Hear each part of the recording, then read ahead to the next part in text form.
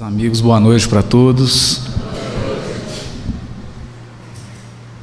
Todos nós que nos aventuramos a falar sobre o Evangelho, sobre a doutrina espírita, sempre nos propomos um desafio muito grande: dizer o indizível, expressar o intraduzível. E nós temos que confessar, a arte faz isso de uma maneira magistral. Então eu quero começar agradecendo a Natasha, a nossa companheira que cantou antes, porque através da arte das duas elas conseguiram levar todo o público a uma sensibilidade que é peculiar à sensibilidade do cristianismo nascente. O Evangelho verdadeiro, o Evangelho redivivo, ele é construído com essas emoções, com esses sentimentos. E ele, no fundo, é uma proposta de resgate daquilo que nós temos de mais humano, daquilo que é mais belo no ser humano.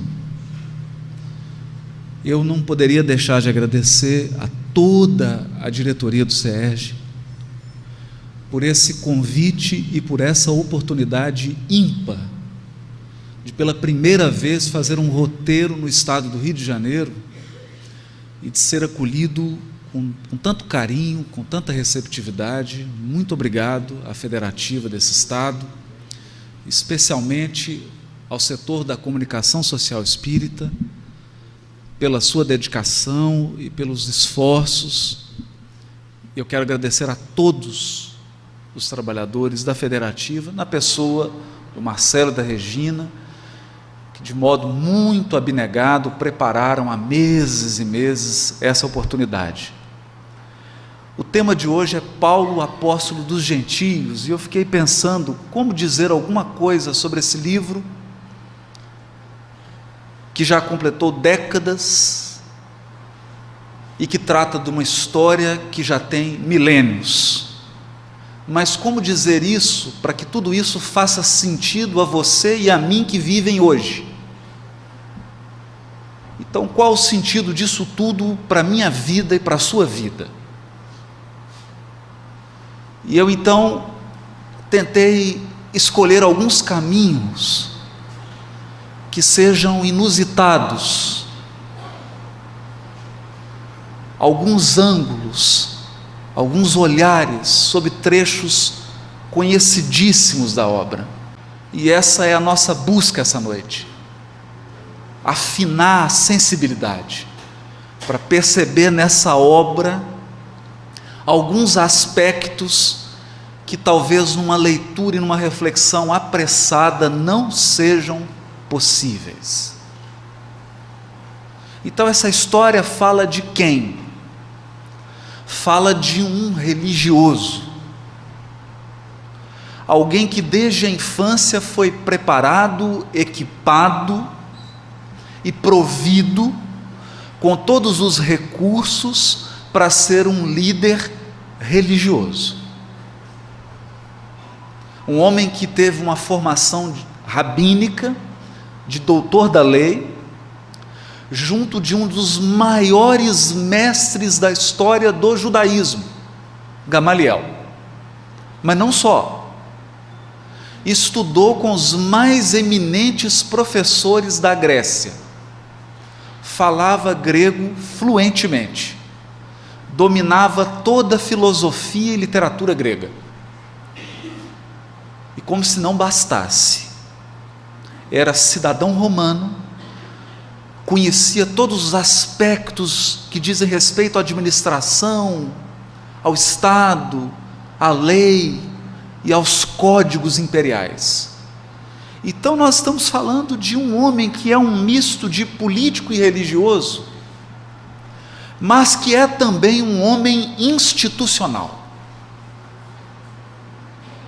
Saulo de Tarso é um homem cuja religiosidade está baseada em instituições.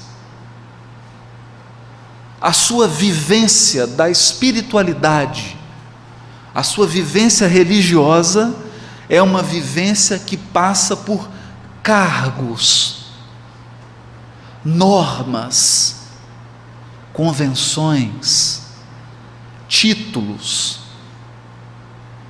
posturas superficiais. E quando nós temos a coragem de enxergar esse retrato real de Saulo, nós conseguimos fazer a primeira ponte do mundo de Saulo e da vida de Saulo com o nosso mundo e com a nossa vida hoje. Porque, infelizmente, boa parte da religiosidade do mundo moderno, contando inclusive a religiosidade dos espíritas, é uma religiosidade institucional, fundada em cargos, fundado em estruturas, em normas, em protocolos. E aqui é preciso fazer uma consideração. Nós devemos respeito a tudo isso. Não viemos aqui com uma fala desrespeitosa.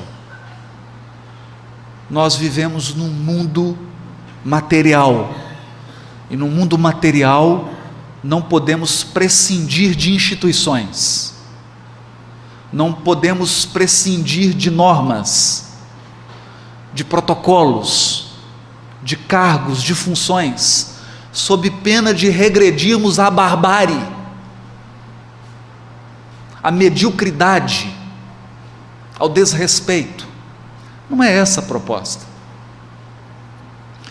mas é compreender que tudo isso serve, tudo isso é criado e tudo isso é colocado à nossa disposição para nos servir, e não o contrário. Na feliz expressão, inigualável expressão de Jesus, o sábado foi feito para o homem, não o homem para o sábado. As instituições foram feitas para as pessoas, não as pessoas para as instituições. Os protocolos são criados e concebidos para facilitar a vida dos seres humanos. E tudo isso deve estar apontado, deve convergir para o aumento da nossa espiritualidade.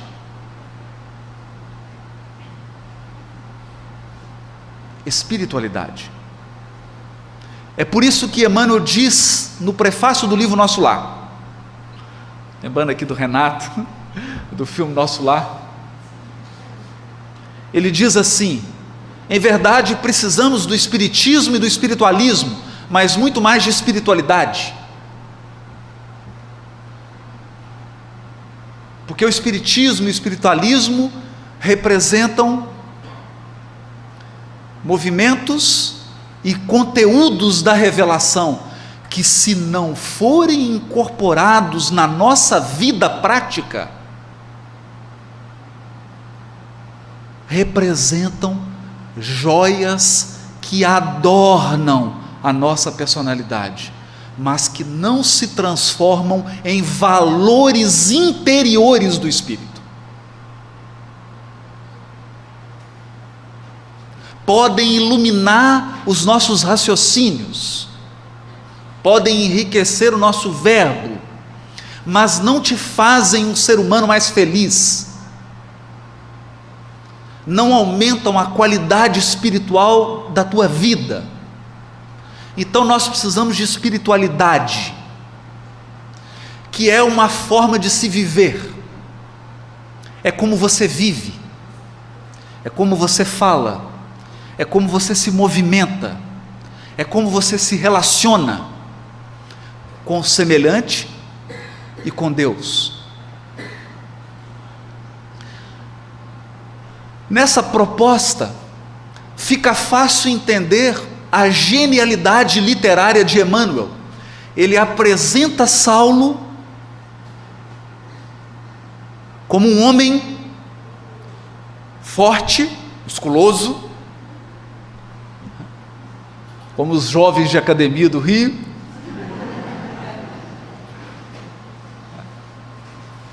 conduzindo uma biga romana, trajado à grega, falando fluentemente o grego, que era o inglês da época, uma biga puxada por 2 soberbos cavalos brancos, visitando um amigo de infância, Sadoc. Então, se você quisesse traduzir isso para uma linguagem moderna, nós diríamos que Saulo entrou nesse salão agora, vestindo um Armani, com um Porsche branco,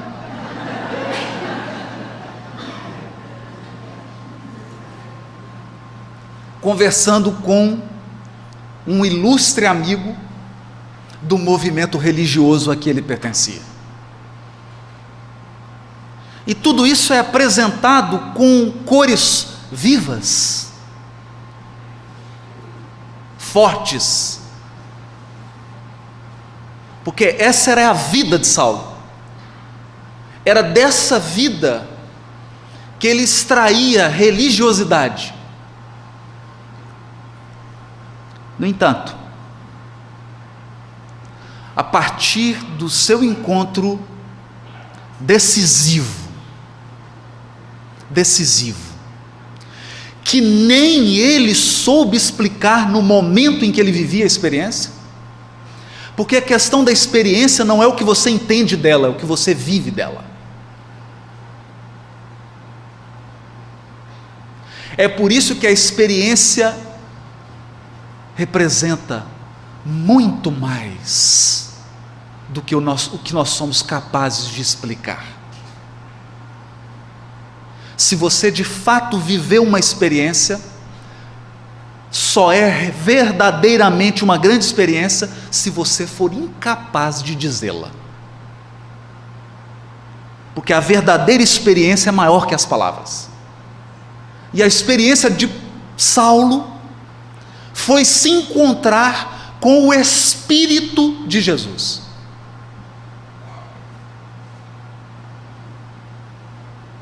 Não o homem Jesus. Não o carpinteiro que vivia em Nazaré. Agora o Espírito, o governador espiritual do orbe. E com base nessa experiência, ele volta e tenta um diálogo com o amigo Sadoc. Mas fica claro, nos primeiros segundos desse diálogo, que toda aquela amizade não passava de uma convenção social. Toda aquela relação que parecia íntima, que parecia significativa, estava embasada em interesses humanos, que uma vez cessados, fazem o relacionamento desmoronar. Sadoc não era um amigo.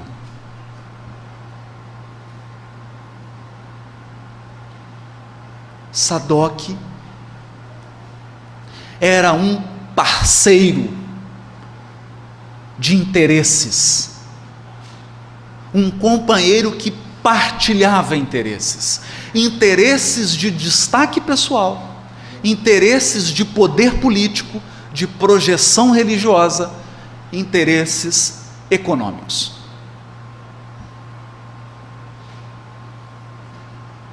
E é nesse ponto que nós começamos a nossa reflexão da noite. O que mudou de Saulo para Paulo? O que mudou é que ele teve que abandonar tudo que é superficialidade. tudo que é convenção social, tudo que é interesse do homem encarnado. Portanto, um interesse com data de validade. É simples assim. Não estamos desmerecendo os interesses humanos. Não. Não é? Seria mais simples. Seria muito mais fácil ser fundamentalista e radicalizar o discurso. Mas isso seria também muito tolo e muito pueril. Porque os interesses humanos precisam ser respeitados, mas precisam ser colocados numa lista de prioridade. Isso significa que o cargo que você ocupa é muito importante para a personalidade que você é até o seu desencarne.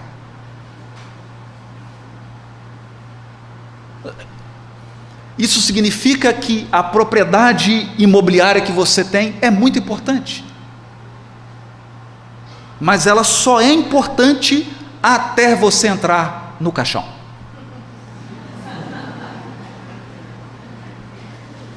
São interesses que possuem data de validade, importantes por um determinado tempo. Acontece que o Renato me autorizou a dar essa notícia: ninguém aqui vai morrer.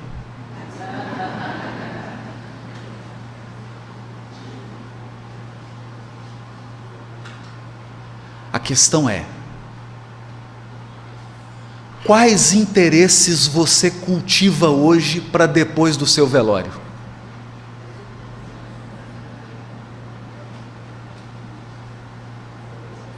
Quais planos você faz para depois que partir?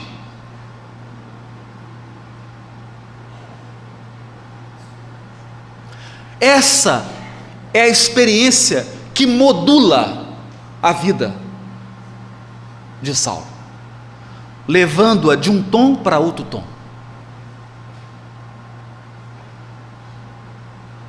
Faz ele mudar de enfoque. É bom pensar nisso, porque senão nós corremos o risco de colocar Paulo como alguém inatingível, ou colocar a sua vida e as suas experiências como algo que não tem nada a ver com a minha. Afinal de contas, ele é um missionário escolhido, eu sou um ser humano comum. Não, não há nada disso. E é o que nós nos propomos recolher na obra a partir dessa perspectiva. É a nossa viagem. Por que apóstolo dos gentios? Porque Paulo vai falar para quem não é religioso, para quem não tem a carteirinha de fiel.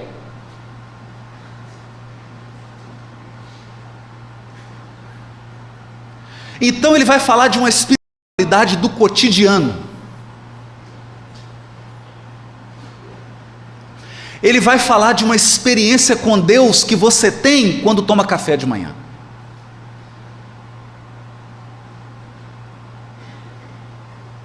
Ele vai falar de uma experiência espiritual que você tem quando abraça um amigo. Porque esse é o apostolado para os gentios. E onde ele auriu isso? Onde ele recolheu elementos para essa missão?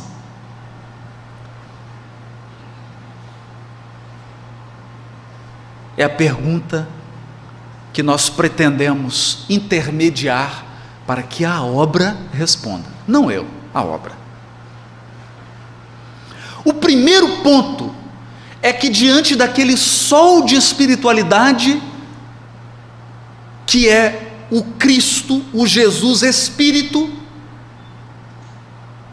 ainda não conhecido nesse mundo, porque nós conhecemos o Jesus religioso, aquele que está na cruz, mas o Jesus Espírito Não conhecemos. Porque naquele momento Jesus representava um novo tipo de religiosidade. Jesus representava uma nova maneira de se relacionar com Deus. Ele dizia: olha para mim, a minha luz é um bálsamo e a minha voz é doce.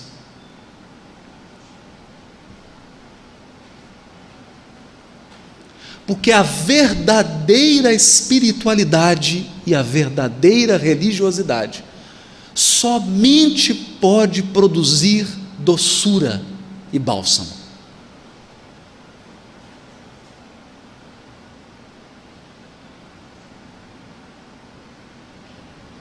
Eu sou Jesus.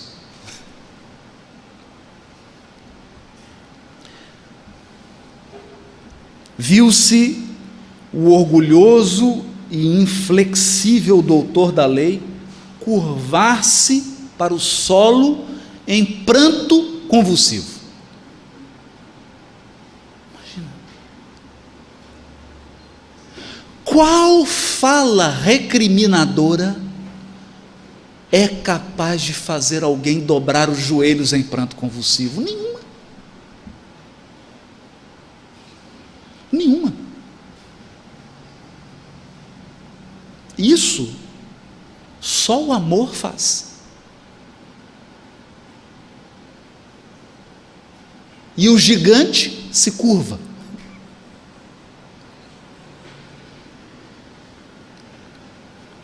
Quis falar. Foi quando notou que Jesus se aproximava e, contemplando-o mais carinhosamente ainda, aqui já começa a ficar surreal. Porque o tom anterior era de inconcebível doçura, agora Jesus acrescenta mais carinho ainda, intensifica. Tocou-lhe nos ombros com ternura, dizendo com inflexão paternal: não recalcitres contra os aguilhões. Na verdade, essa é a tradução poética.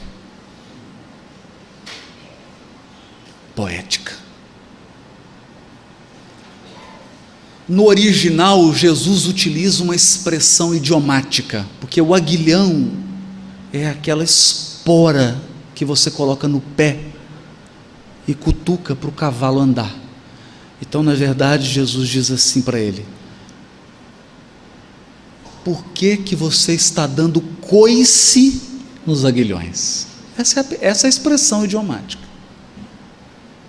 Compara Saulo a um cavalo bravo, indomável,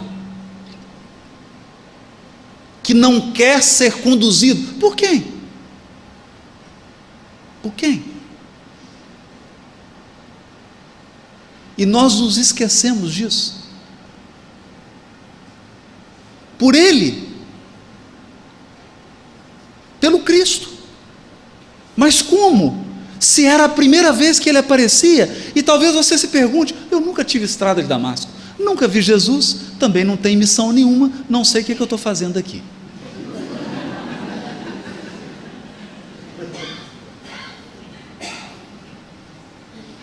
A questão é: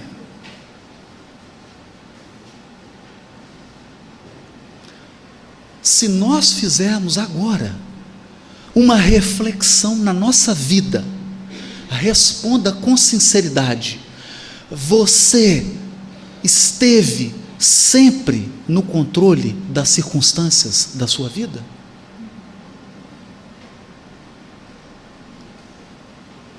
Então, quer dizer que, como recém-nascido, você já controlava tudo, inclusive o leite da mãe.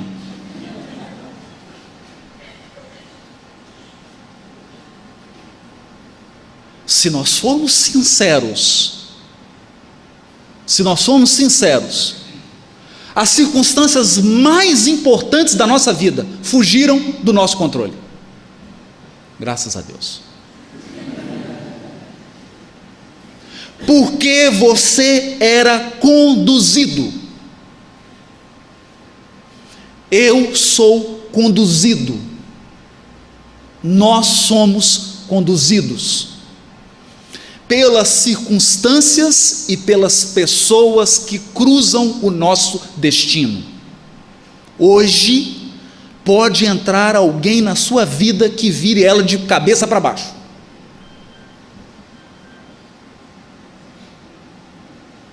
E eu não preciso dizer que basta uma circunstância para mudar o curso do seu destino. Então parece que Deus não tem boca, nem dente, nem língua. Deus não tem aparelho fonador. Quando Ele fala, diz Emmanuel, Ele fala através das circunstâncias e das pessoas que cruzam o nosso destino.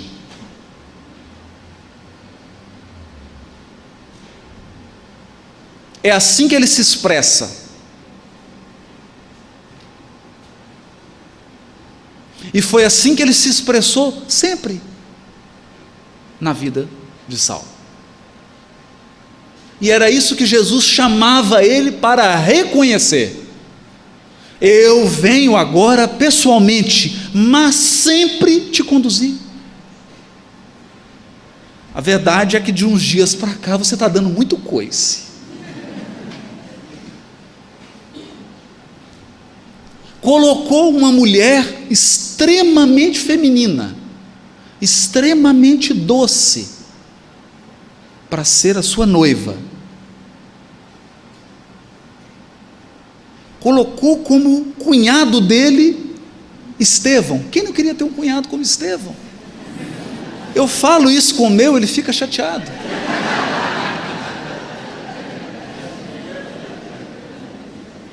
Colocou Simão Pedro, colocou Gamaliel. De todos os 72 juízes do Sinédrio, Gamaliel era o mais flexível, o mais compassivo, colocado ao lado de quem? Logo dele, que era o mais inflexível, o mais impassível, o mais apaixonado.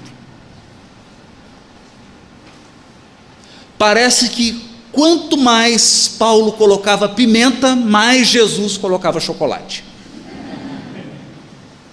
E ele não percebeu. A sua vida estava cercada de elementos emotivos. Mesmo quando ele se decide a fazer o trabalho missionário de pregação do Evangelho, quem Jesus coloca ao seu lado? Barnabé, que era uma mãe. Barnabé não sabia dizer não. Era coração puro. Sempre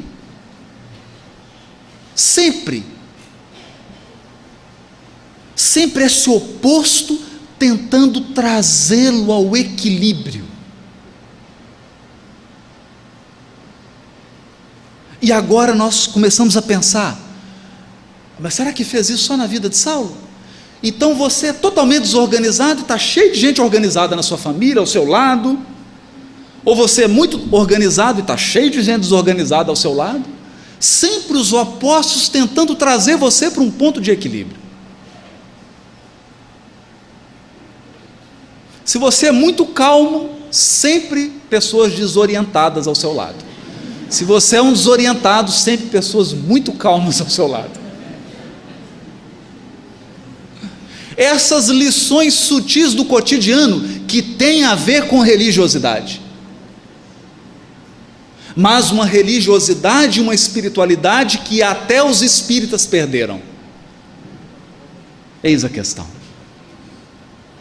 Que até nós espíritas perdemos. E ele vai.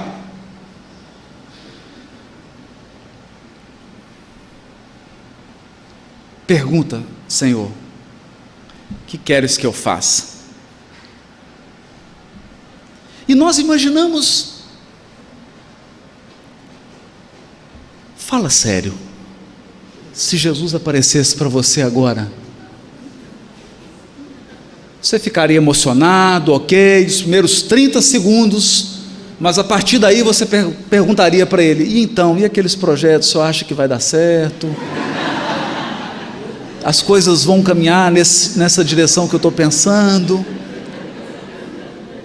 Eu tenho aqui uns pedidos aqui da minha filha, do meu filho, tá? E nós logo já encaminharíamos a conversa para um tom bem pessoal, quase que meio uma profecia do que vai acontecer, não vai? Afinal de contas, não é a todo momento que você tem a oportunidade de estar com o governador espiritual do orbe, aquele que dá a canetada final. Senhor, o que queres que eu faça? E ele responde. Isso é o mais impressionante. Jesus não responde nada, nada, como se dissesse para ele: hã? Você acha que eu vou mudar a pedagogia agora? Eu sempre falei através das circunstâncias, agora eu vou falar através de palavras. Não, entra na cidade e lá eu te direi o que deves fazer. Entra na cidade, Saulo, e abre os seus olhos. Eu preciso que você fique de olhos bem abertos. Para isso, para que você enxergue bastante, eu vou deixar você cego.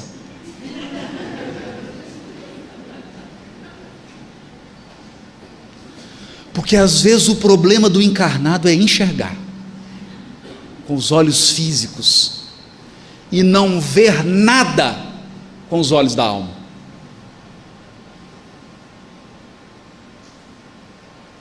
Então ele fica cego. Para quê? Que Jesus queria dar um castigo? Agora eu vou mostrar para ele, vou deixar ele cego para ele aprender. Não. Jesus veio com brandura, com bálsamo, com doçura. Então por que deixou-lo cego? Para que ele experimentasse de uma maneira forte e definitiva na sua nova vida a experiência de depender,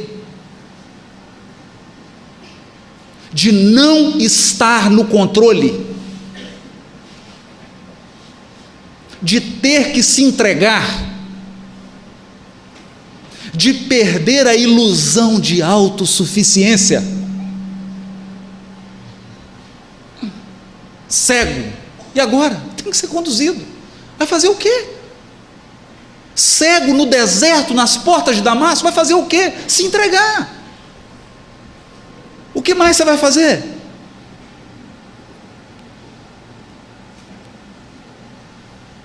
Mas a verdade é que em vários momentos da nossa encarnação, nós temos que fazer isso. Em vários. Você tem que simplesmente se entregar, porque não há nada mais a fazer, a não ser confiar. E isso é religiosidade. Isso é genuína relação com Deus. Isso é genuína espiritualidade. Saber entregar-se e confiar. E ele entra, espera na pousada. 3 dias.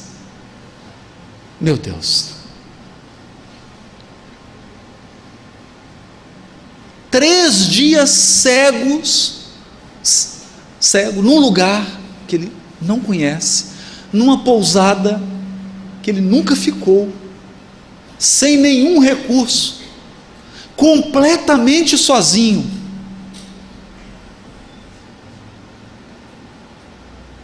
Em prece, pedindo a Deus que viesse em seu socorro.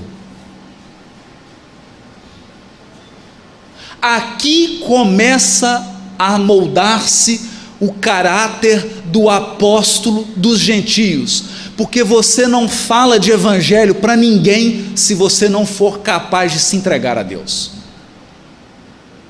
A sua pregação é uma buzina de ônibus. que só faz barulho se você não desenvolveu essa capacidade de se entregar, de confiar.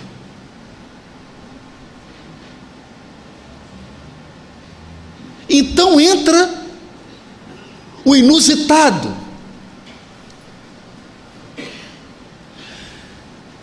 Eu digo que às vezes me surpreendo com Jesus. Se ele fosse diretor de peça de teatro, até o Renato ia ficar assustado. Entra alguém no aposento, Saulo sente os passos. Quem era? Ananias.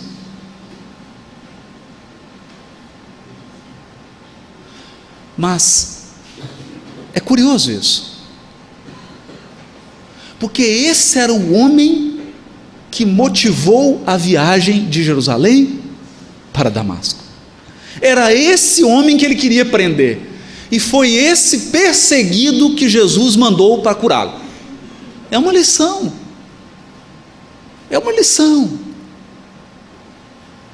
mas ela acontece na minha vida e na sua. Sabe quando você ouve a melhor crítica da sua encarnação? Na boca da sua sogra.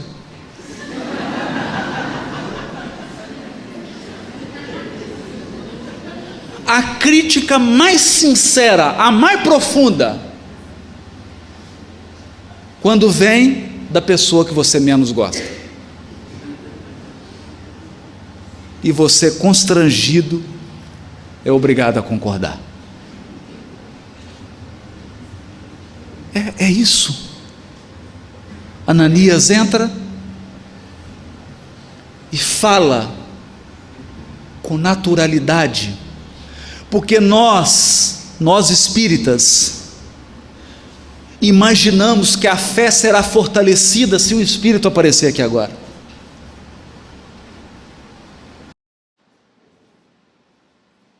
Só que a prova da imortalidade vem através de sutilezas na nossa vida. Sutileza que, se você for muito grosseiro, você não percebe nenhuma delas.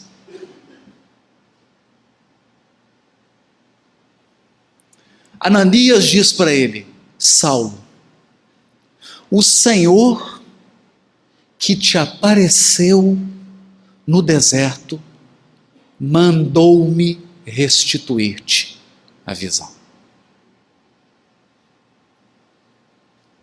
Precisa dizer algo mais?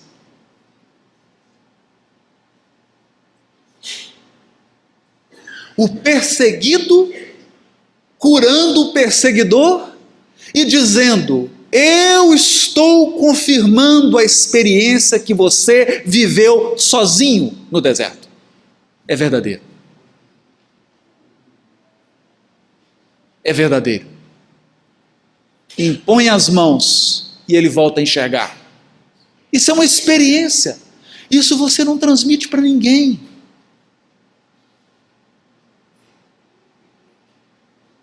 Isso você vive.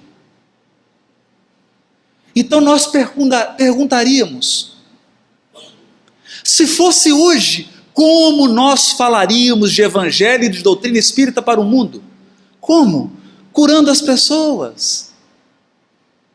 Porque está todo mundo alucinado, porque existe uma ditadura mental e espiritual nesse mundo, que faz as pessoas acreditarem que elas morrem.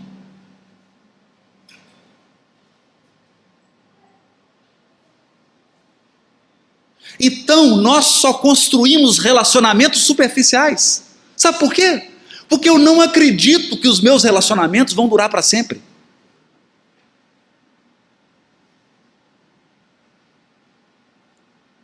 Se eu tenho a certeza que os meus relacionamentos vão durar para sempre, eu preciso mudar a minha maneira de relacionar. Afinal de contas, eu sempre vou encontrar essa pessoa. É para sempre.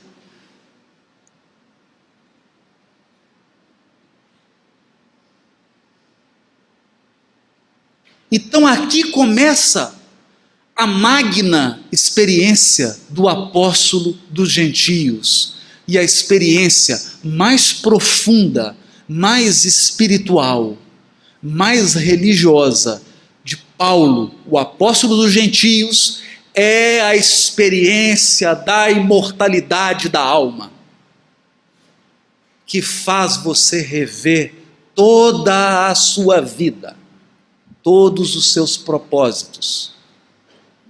Muda a maneira como você se movimenta no mundo, muda a maneira como você olha para as pessoas, como você saboreia as pessoas.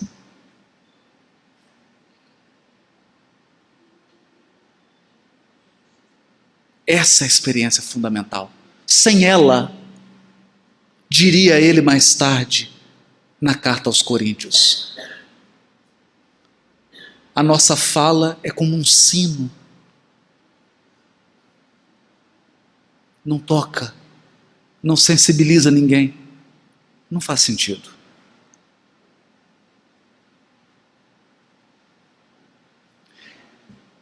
Após ser curado,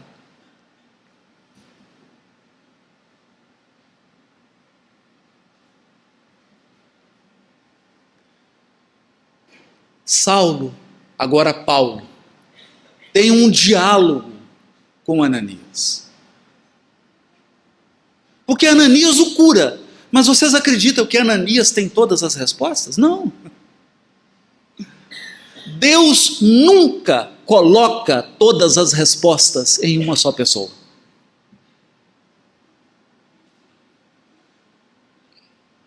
Deus sempre espalha as respostas da nossa vida, um pedacinho em cada pessoa. Então você tem que sair encontrando as pessoas para montar o quebra-cabeça da sua vida.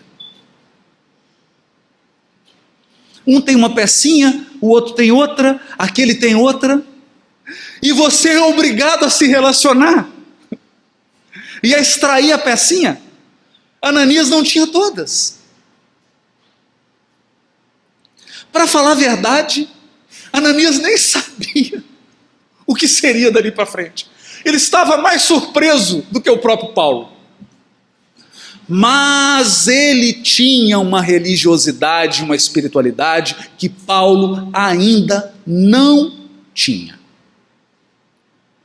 E quando Paulo compartilha com ele, como alguém, olha, eu estou pensando, agora que você me curou, voltar lá na sinagoga e eu vou dar uma coça em todo mundo. Vou falar a verdade. Eu já conheço a hipocrisia dele, já conheço o erro. Vou chegar lá e transformar a verdade num bastão para agredir. Então Ananias diz para ele: o Senhor conferiu-te a tarefa do semeador. Tens muito boa vontade, mas que faz um homem recebendo encargos dessa natureza? Sua tarefa é semear. O que faz um homem quando recebe esses encargos? Antes de tudo, procura juntar as sementes no seu mealheiro particular, para que o esforço seja profícuo. Porque nós nos preocupamos com o terreno que vai receber a semente, com o clima, com o adubo, com a resposta, mas não preocupamos com a semente, que é o que nos compete. Porque a partir do momento que eu lanço a semente, saiu da minha esfera de responsabilidade.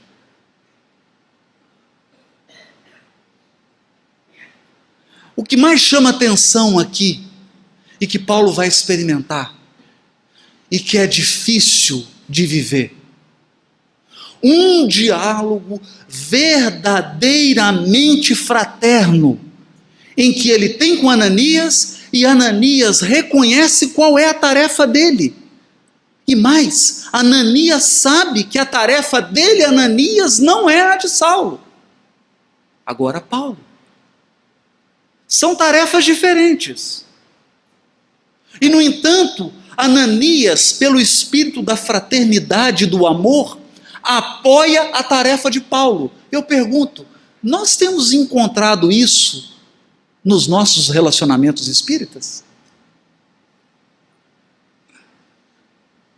Essa sinceridade, essa compreensão da missão do outro, da tarefa do outro, que é diferente da minha? Valorizar a minha tarefa, mas valorizar a tarefa do outro? Dar ao outro recursos para que ele cumpra o que lhe incumbe nessa encarnação? Mesmo conhecedores da imortalidade da alma e da reencarnação, nós temos essa generosidade? Não, não temos. Porque a nossa espiritualidade e religiosidade ainda não é aquela dos cristãos primitivos. Ainda não é. Então, se você perguntar, o que há de mágico em Ananias? Sabe o que há de mágico em Ananias? Ele é capaz de ser humano. Ele é capaz de entender, meu amigo, você tem a tarefa do semeador. Vamos ver aqui. Eu aconselho que você cuide da semente. Você precisa de semente. Aí, Paulo diz para ele, mas o que desejais dizer com isso? Quero dizer que um homem de vida pura e reta, sem os erros da própria boa intenção, está sempre pronto a plantar o bem e a justiça no roteiro que perlustra. Mas quem que é um ser humano de vida pura e reta na face da terra, a não ser o Cristo? Que está sempre pronto a plantar o bem e a justiça. Então nós estamos num outro grupo que eu vou dizer agora qual é. Mas aquele que já se enganou,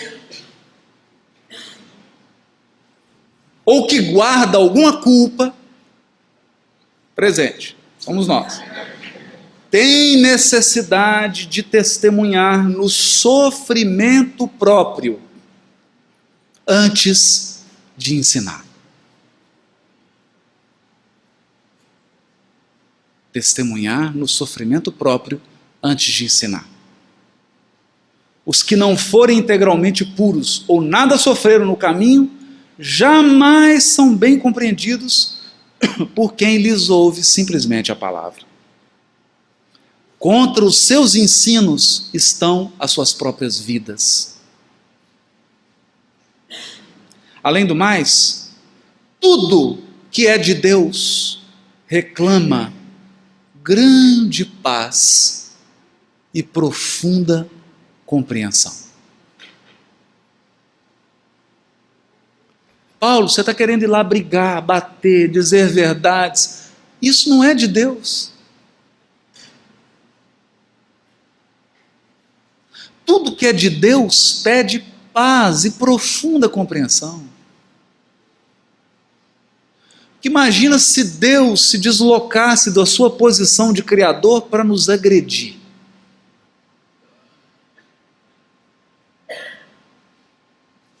Para nos violentar com a verdade, constrangendo-nos a ser bons. Imagine. Deus não faz isso. Ele permite que você tenha as suas experiências, que você faça as suas escolhas, que você teste o que funciona e o que não funciona, quem você é, quem você não é, o que funciona para você, o que não funciona, qual que é o seu caminho, qual não é. Ele deixa que você descubra, ele deixa até que você se equivoque, e aí então, repete para ele, quando haja sofrido mais, continuava o benfeitor e amigo sincero, terás apurado a compreensão dos homens e das coisas. Só a dor nos ensina a ser humanos. E aí Paulo vai visitar a igreja de Ananias. Era uma casinha de uma mulher solteira, mãe solteira, que tinha um filho paralítico e que alugava a sala para poder sustentar o filho. Essa era a igreja. E nós reclamamos de falta de recurso nas nossas instituições, né? É engraçado. Mas essa igreja frequentava Ananias. E por incrível que pareça, Jesus falava diretamente com ele. É até engraçado, né?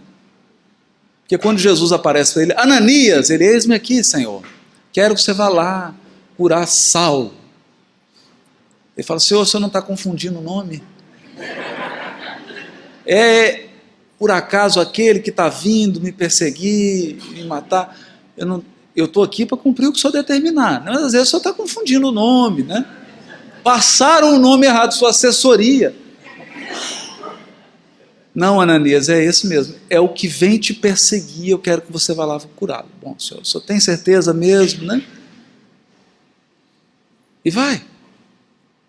Esse é o Ananias. Que espiritualidade é essa? Que religiosidade é essa? De um encarnado que tem contato direto com Jesus.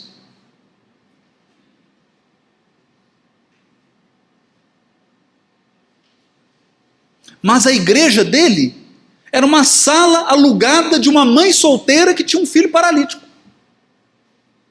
Então tem algum problema com a gente. Eu digo quanto a mim, porque eu não sei se alguém aí está conversando pessoalmente com Jesus. Por favor, se tiver, eu não estou falando para você.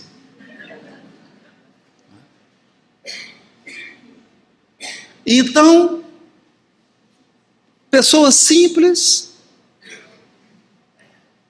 ele entra na casa, mas quem que é esse? Ah, esse é o Saulo. Ah, aquele que vinha te perseguir, é ele mesmo. Ô, Saulo, seja bem-vindo. Quer uma água, um pão? Me pergunta. Ele está preocupado se você errou, as bobagens que você fez, o quanto que você é inferior, quanto você é complicado. Ninguém lá estava preocupado com isso. Com o nível de espiritualidade, se você era puro, se não era. Não. Chegou, foi acolhido, serviram um pão, água. Uma pessoa até colocou uma criança nos braços dele, todo desajeitado, nunca pegou uma criança no braço. E diz Emmanuel, naquele momento ele chora e começa a brotar uma nova experiência religiosa naquele homem. Qual? A experiência religiosa e a espiritualidade que flui dos relacionamentos. Eis o ponto. A religiosidade que exala das relações entre as criaturas.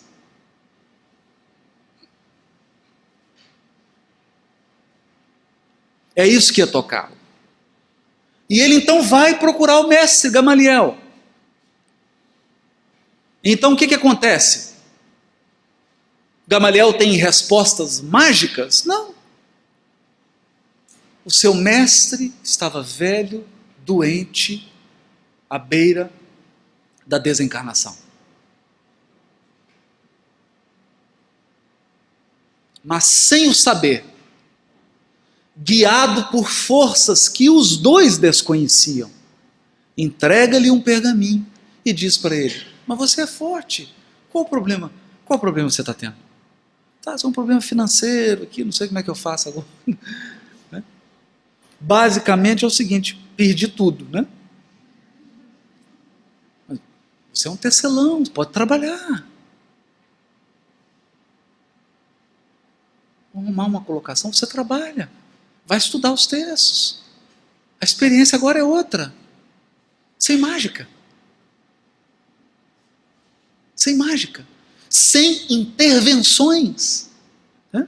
Jesus não apareceu de novo falando assim, Paulo, está com algum problema de cargo aí? Vou arrumar um cargo aqui para você. Você quer trabalhar onde?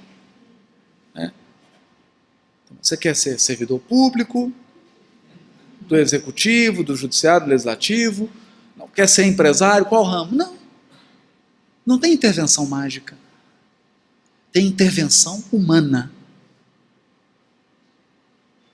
E ele consegue inusitadamente, trabalhar fazendo tapete num oásis no deserto, que é um ponto por onde passam camelos. O próprio irmão de Gamaliel fala, mas um rapaz jovem vai fazer lá o quê? Todos solteiros que vão para lá ficam loucos. Começa a fazer tapete lá, porque daqui a pouco eles estão de volta. Fala, não dá não. Ficar sozinho naquele deserto. Os únicos que conseguem ficar lá são casais. E olha lá. Ele fala, não, mas o Gamaliel, ele está precisando meditar um pouquinho, está precisando pensar um pouco na vida. E ele vai e encontra quem? Áquila e Prisca. Sempre na vida de Paulo, relacionamentos. Relacionamentos. Não tem mágica. Se você abriu o livro e imaginou que ia ter magia, número de materialização, esqueça. A mágica são as pessoas. Ali, ele conheceria o casal que só estava ali porque ele perseguiu a família. E aquele se tornaria o grande casal de amigos de Paulo. O casal que nos momentos mais importantes da vida dele representava para Paulo uma referência. No momento mais difícil da sua vida, lá na frente, quando ele volta de Atenas, que ele chega em Corinto, que ele vê Áquila e Prisca, ele chora. Sabe? Quando você está cansado de tanto girar, de tanto rodar, e você chega e vê um rosto familiar. Um coração amado. E aí você pode abraçar e falar, nossa, cheguei. Cheguei. Então em Corinto ele abraça Áquila e Prisca. É ali que ele conhece esse casal. Ananias, agora Áquila e Prisca, e prossegue. Depois ele encontra Simão Pedro, quando volta do deserto, conversa com Simão Pedro, recebe o pergaminho de Estevão, mais relações. Vai para Antioquia, e aí recebe um convite de quem? Quem vem chamar? Paulo para trabalhar na igreja? Barnabé. Aquele que se tornaria o seu grande companheiro, aquele homem que era coração puro, coração maior do que o peito, e que teria um profundo impacto na personalidade de Paulo. Depois ele encontra Lucas, o médico, em Antioquia. Relacionamentos. Viaja e encontra Lloyd, Eunice e Timóteo. Dá para imaginar que o missionário que Jesus escolheu para divulgar o evangelho no mundo encontraria apoio numa adolescente de 13 anos de idade? Você consegue conceber isso?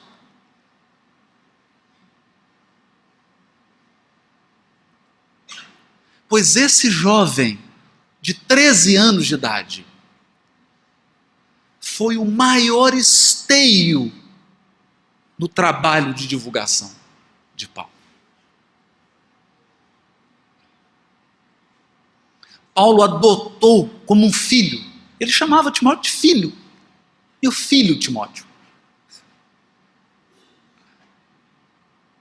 Silas, João Evangelista, Lídia, chega em Filipos e encontra uma mercadora de tecidos, uma empresária. Se fosse hoje, seria mais ou menos assim, uma empresária em Milão, de moda. E é essa mulher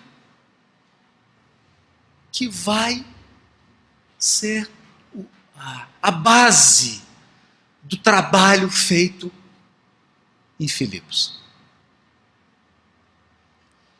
Uma mercadora de tecidos. Ela que vai acolher, que vai receber, num lugar onde ele viveu as provações, talvez mais dolorosas da sua encarnação.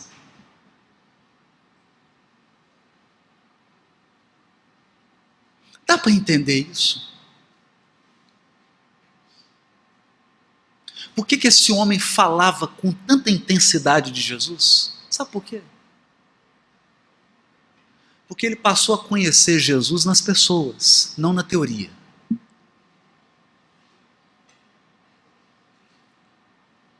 Então a ideia é o seguinte: nós não conseguiremos divulgar Espiritismo para lugar nenhum, nem para nós mesmos, nem para ninguém, se nós não formos capazes de ter relacionamentos verdadeiros, verdadeiramente cristãos, onde eu possa apoiar e ser apoiado, onde eu possa confiar e ser confiável, onde eu possa servir e ser servido. Então hoje, 2014, a proposta de Paulo para o mundo permanece a mesma. A proposta do cristianismo redivivo é a mesma. Sem mágicas, sem milagres, é simplesmente viver de verdade. Se é hora de ir para o trabalho, eu vou diferente. Se o momento é jantar com os amigos, aquela será uma experiência religiosa. E é por isso que, agora, traduzindo as cartas de Paulo, eu descubro que toda vez que Paulo se refere ao Velho Testamento, às suas tradições, que é de onde ele veio, ele faz referência à figura de Abraão. Abraão é a personagem mais citada por Paulo. É onde ele repousa todo o edifício da sua construção intelectual. Agora vamos reparar Abraão. Tinha templo na época de Abraão? Não, não tem templo. Tinha algum ritual religioso? Nenhum. Tinha alguma lei, alguma Torá? Nada. Algum sacerdote? Nenhum. Então o que tinha Abraão? Que experiência religiosa que tem nesse homem?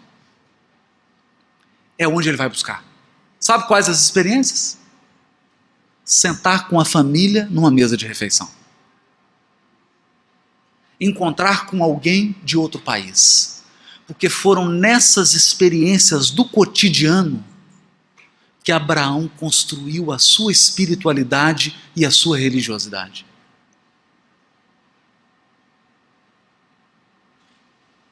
E esse é o desafio dos novos cristãos, dos novos espíritas cristãos.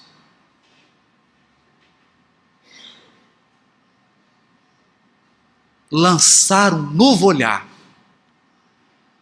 para o comum da vida, a fim de descobrir que a vida, toda ela, é incomum. Não tem nada de comum na vida. Tudo na vida é incomum. Porque se nós não enxergarmos isso agora, infelizmente, não no meu caso, que estou lá em Belo Horizonte, né, que a colônia espiritual é outra, mas aqui no Rio, que a colônia é nosso lar, nós vamos chegar à conclusão que depois de ter vivido talvez 50 e 70 anos no movimento espírita, nós vamos chegar no umbral para descobrir que a dona de casa, mãe de família, que criou um filho médico,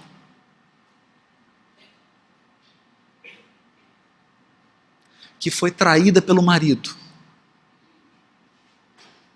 está numa colônia espiritual superior ao nosso lar. E nós, que fomos os religiosos, estamos no umbral. Porque investimos numa espiritualidade, numa religiosidade exterior, esquecendo-nos que ninguém nasce nesse mundo sem um convite. Quando a gente nasce, tem um convite dentro do útero.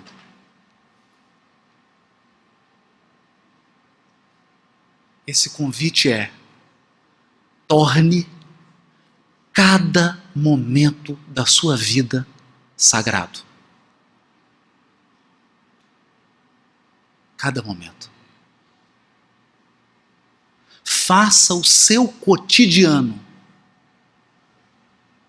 as coisas mais simples da sua vida, transformarem-se num foco de luz e de espiritualidade para as pessoas. Porque ninguém chorava e se emocionava quando o Chico estava pregando. Ele estava às vezes tomando um café e você se aproximava 15 metros de distância dele e começava a tremer.